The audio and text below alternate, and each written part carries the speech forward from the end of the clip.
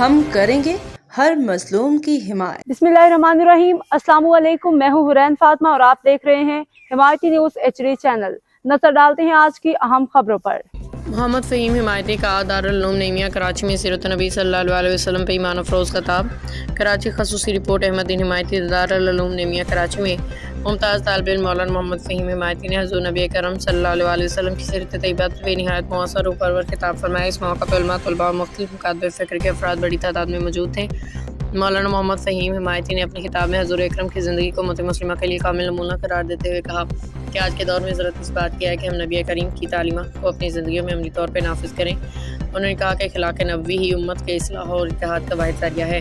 یاد رہے، محمد فہیم حمایتی نے کچھ عرصہ قبل دارالعلوم نعیمیہ کراچی میں تعلیمی میدان میں شاندار کارکردگی کا مظاہرہ کرتے ہوئے دوسرا مقام حاصل کیا تھا اور یہ اعزاز انہیں مفتی منی پور ایمان کے دست مبارک سے حاصل ہوا تھا۔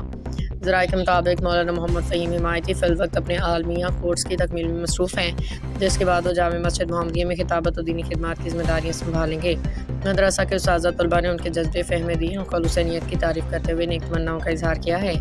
علاقے کے عوام اور حمایتی کمیونٹی کے اراکین نے بھی ان کی علمی اور دینی کاوش پہ دلی مسرت اور فخر کا اظہار کیا ہے۔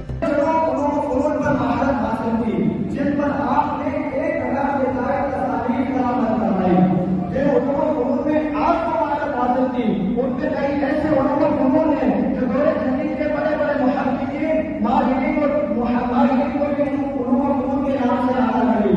عزیزان محترم، علامہ عبدالحکیم شرف قاضی حسنی اور یہ جماعت رسائل تصانیف قلم فرمائی۔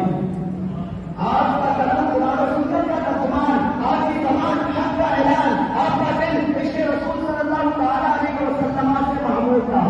آپ رحمۃ اللہ تعالیٰ علیہ کو